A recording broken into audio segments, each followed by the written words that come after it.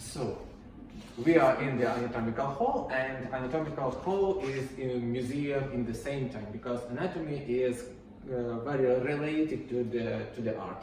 In the anatomical hall, we have different structures which we can provide for you to study.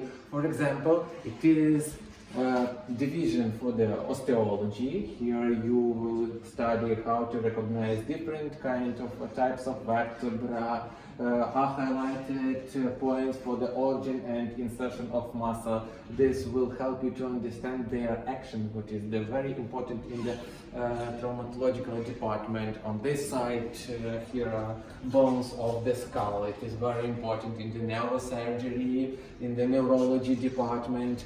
After that, after studying bones, we will move to studying joints because we will study step by step from the simplest to the hardest one. So here, for example, we will join our bones together with joints and ligaments and cover it by muscles. Here only part of what we demonstrate for our students. For example, here we have the muscles of the back, yes, sir. Muscles of the lower limbs, muscles. yes, upper limbs muscles.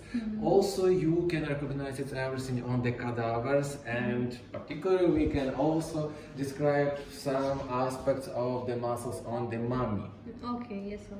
Here, after studying locomotor system, bones, ligaments, and joints with muscles, we will move to study internal organs.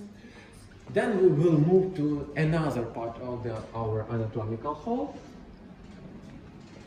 and especially here, it is only part what we present here, but also we have the cadavers where you can recognize all the structures, parts of the digestive system, for example, duodenum with the pancreas and surrounding structures, tongue with the larynx, intestines, stomach with the omentum.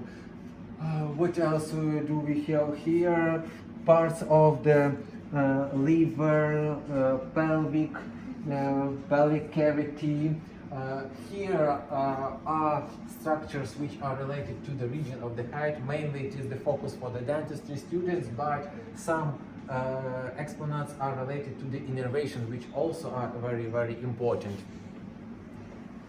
On this side, we can demonstrate also parts of the respiratory system, for example, larynx, which is very, very difficult and complicated structure, and that is why we show it on the different aspects, because larynx consists of the cartilages, with the ligaments, joint, muscles, everything, parts of the and organs of the urinary system.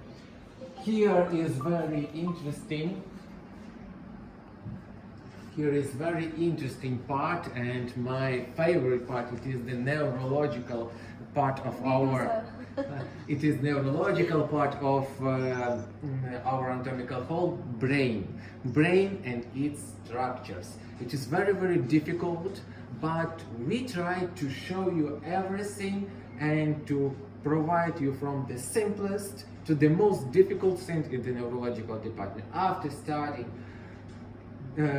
brain, you will understand most of the clinical situation, because neurology is mainly based on the anatomy. If you know anatomy, then neurology is very, very simple for you. Here we have the heart.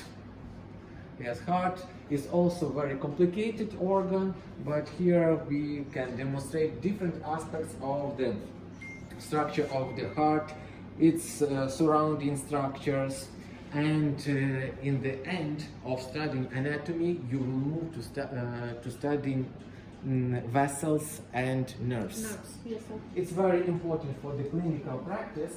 For example, here you can see the shoulder plexus, terminal branches and their distribution of the shoulder plexus. Here lumbosacral plexus, distribution on the shin and the foot.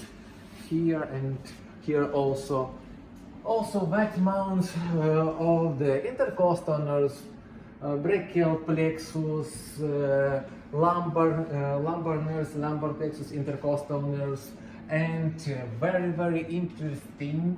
It is the vitamins of the visceral plexuses, aortical abdominal plexus here and here, which demonstrate how is complicated innervation of the internal organs, and it is located on the aorta, and it is very rare.